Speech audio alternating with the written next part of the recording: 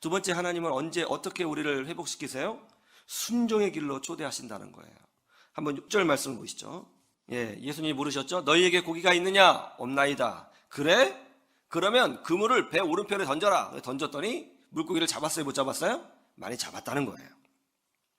순종해서 그물을 던졌더니 물고기를 잡았다는 것입니다. 여러분, 이 말씀 보면 어디 좀 비슷한 것 같지 않아요? 성경 어디 부분에? 기억나세요? 베드로와 예수님의 만남, 거기도 똑같은 일이 있었죠. 한번 찾아보세요. 누가복음 5장 1절로 6절입니다. 누가복음 5장 1절에서 6절.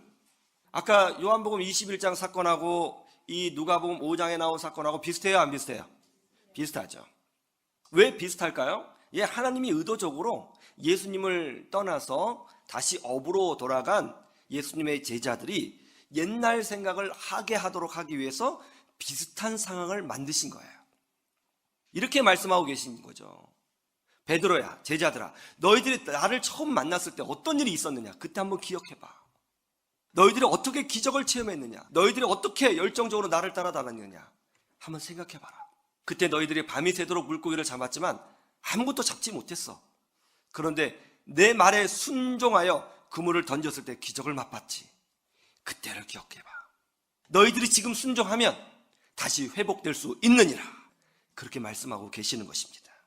하나님이 우리를 회복하실 때는, 치유하실 때는, 열정을 다시 불러일으키실 때에는 항상 순종을 요구하세요.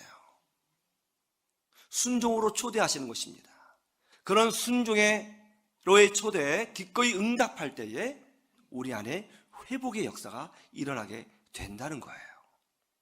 아람 나라의 총사령관이었던 나아만 장군, 여러분 잘 아실 겁니다. 나병에 걸렸습니다. 너무너무 고통스러웠습니다. 그때 이스라엘에서 잡아온 한 여자 노예 아이가 놀라운 말을 해주는 거예요. 우리나라 이스라엘에 가면 엘리사라고 하는 선지자가 있는데 그 선지자에게 가면 어떤 질병이라도 치유받을 수 있다고 합니다. 그 말을 듣고 아람국의 총사령관이었던 나만 장군이 엘리사 선지자를 만나러 갑니다. 큰 대규모의 사절단을 이끌고 엘리야 선지자를 찾아갑니다. 엘리야 선지자님, 제 나병을 고쳐주십시오. 어떤 병이든지 고칠 수 있다는 말을 들었습니다. 제 병을 고쳐주시면 크게 살해하겠습니다. 그러자 엘리사 선지자가 차가운 눈빛으로 이렇게 답변하죠. 살해는 필요 없습니다. 다만 내가 하는 말에 순종하시면 됩니다. 그것이 뭡니까? 저 밑에 내려가면 요단강이 있을 텐데 거기서 몸을 7번 씻으세요. 나만 장군이 요단강을 갔더니 이게 웬일이에요? 흙탕물입니다. 여러분, 나중에 우리가 같이 성지순례를 가보시면 알겠지만 요단강은 흙탕물이에요. 나만 장군이 그 안에 들어가서 몸을 씻습니다. 1번, 2번, 3번. 그런데 몸에 진물이 나잖아요. 진물이 나는 그 상처 속으로 흙탕물이 들어오니까 몸이 막 따가고 괴로운 거예요. 더 이상 못할 것 같아요. 그런데 목욕을 하면 조금씩 차도가 있어서 좋아져야 되는데 아무리 1번, 2번, 3번 씻어도 차도가 없는 거예요. 내가 속았는가 보다. 그래서 나아만 장군이 화를 내면서 벌떡 일어납니다. 도저히 못하겠다. 우리나라 다메섹강 아바나와 바르바른 물이 얼마나 맑고 수정 같은가. 거기서 씻으라면 몰라도 이 흙탕물에도 무슨 기적이 일어나겠어. 못하겠다. 그래서 옆에 있는 신하가 말립니다. 장군님, 아니 나병 치료한다는데 이거보다 더 큰 거를 요구하면 장군님께서 안 하셨겠습니까? 겨우 목욕 7번 하라는 것 아닙니까? 그까지 한번 순종해 보시죠. 그래서 다시 목욕을 하기 시작했어요. 4번, 5번, 6번. 아무런 차도가 없어요. 7번 딱 씻는데 이게 웬일이에요? 물 밖으로 올라오니까 몸이 어린아이 피부처럼 깨끗해진 거예요. 회복은 순종으로부터 시작되는 것입니다. 회복은 순종으로부터 시작되는 것입니다. 거기서부터 은혜가 있고 기적이 있고 하나님의 역사하심이 있는 거예요. 순종을 요구하실 때에 기쁨으로 달려가서 회복의 은혜를 경험하시기를 주님의 이름으로 축원합니다. 세 번째, 우리 주님은 우리를 회복시키실 때에 공동체 안으로 부르신다는 것입니다. 제자들이 해변으로 모두 나왔습니다. 제자들이 예수님께로 가자 놀랍게도 우리 예수님께서는 제자들을 위하여 아침 식사를 준비하고 계셨습니다. 떡도 가져오셨고 또 물고기도 구워서 제자들을 위하여 준비하고 계셨습니다. 유대인들이 함께 밥을 먹는다 라고 했을 때에 이 밥을 먹는다는 의미가 뭘까요? 단순히 배를 채운다 그런 의미가 아니에요. 이 말씀은 초대교회가 이제 모래알이 아니라 하나의 공동체로 성장하고 있는 모습을 보여주는 내용이에요. 기독교인들이 드디어 유대교에서 빠져나와 예수 공동체를 형성하게 되었습니다. 자기들만의 예수 공동체를 형성한 거예요. 그런데 공동체가 형성된 사건을 오늘 성경에 보면 공동체가 세워졌다 이렇게 표현하지 않고 뭐라고 표현하고 있어요? 함께 교제하고 떡을 떼며 음식을 먹었다라고 표현하고 있습니다. 유대인들은 함께 밥을 먹는 것을 배를 채운다고 생각하지 않고 이것을 뭐라고 표현하고 있어요? 공동체의 삶이라고 표현한다는 거예요. 예수님이 제자들을 위해서 아침 식사를 준비하셨습니다. 이게 무슨 말이에요? 예수님이 이렇게 말씀하시는 거죠. 너희들 이제부터 이 공동체를 벗어나지 말아라. 공동체를 벗어나지 말아라. 하나님은 회복하시는 분이시죠? 믿습니까? 우리의 건강을 회복하시죠? 가정을 회복하시죠? 믿음을 회복하시죠? 우리의 영혼의 열정을 회복하시죠? 할렐루야. 근데 어디에 사시느냐? 교회 안에서 하신다는 거예요. 공동체를 통하여 하신다는 거예요. 코로나로 인하여 한국교회가 공동체성을 많이 잃어버린 것 같습니다. 여러분, 우리는 단지 종교 생활을 하고 있는 것이 아닙니다. 여러분, 기독교는 종교가 아니에요. 기독교는 진리입니다. 진실입니다.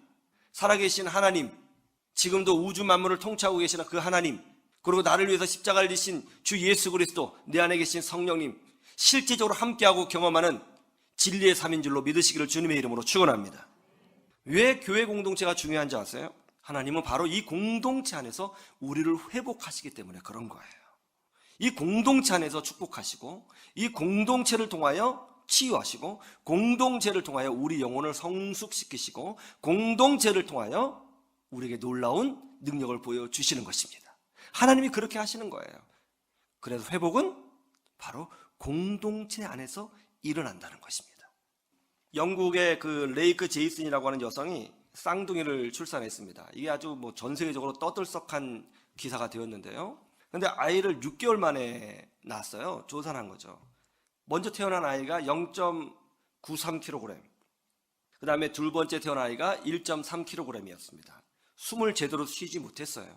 그래서 아주 작은 산소호흡기를 꽂아 주었습니다. 그리고 인큐베이터 속에 넣었어요. 그런데도 숨을 제대로 쉬지 못하고 점점 죽어가고 있었습니다. 그때 이 레이크라고 하는 여성이 신앙이 아주 좋은 여성인데 병실에서 눈물을 흘리며 우리 아이를 살려달라고 간구했습니다. 계속 기도했어요. 부르짖으면서 하나님 살려주세요. 하나님 살려주세요. 근데 문득 마음속에 하나님께서 이런 음성을 주셨다는 거예요. 두 아이를 함께 있게 하라. 그래서 이제 담당 의사를 찾아가서 간청했답니다. 우리 아이를 함께 있게 해달라고. 그래서 한 인큐베이터 속에 있게 해달라고. 내가 기도했는데 하나님께서 그런 마음을 주셨다. 제발 부탁한다. 그래서 부모가 그렇게 부탁을 하니까 그 담당 의사가 한쪽에 있는 아이를 꺼내서 다른 한쪽에 있는 아이 인큐베이터 속에 같이 넣어두었다는 거예요. 어떤 일이 벌어졌다고 그래요? 여러분 인터넷 검색하시면 다 나오는 기사입니다. 아주 유명한 기사예요. 하루 만에 아이의 호흡이 정상으로 돌아왔어요. 몸이 회복되기 시작하고 몸을 막 움직이더라는 거예요. 하나님은 공동체 안에서 우리를 회복하시는 거예요. 할렐루야. 공동체 안에서 기적이 일어나요. 공동체 안에서 말씀의 역사가 일어나요. 공동체 안에서 하나님께서 우리에게 뭔가를 보여주시는 거예요. 제자들은 그 사건 이후 완전히 회복됩니다. 은혜가 회복되었습니다. 어떻게 됐어요? 예수님을 버리고 도망갔던 그 제자들이 완전히 회복되어 마가 다락방에서 간절히 기도하다가 성령의 기적을 체험하고 사도행전의 역사를 이어가는 믿음의 사람으로 모두 쓰임받게 되었다는 것입니다. 여러분에게 어떤 회복이 필요하십니까? 영적인 것입니까? 건강입니까? 가정입니까? 어떤 회복이 필요하십니까? 하나님의 부르심에 응답하셔서 여러분 삶 가운데 내 삶을 고치시고 회복하시는 주의 능력을 경험하시기를 주님의 이름으로 축원합니다. 축원합니다.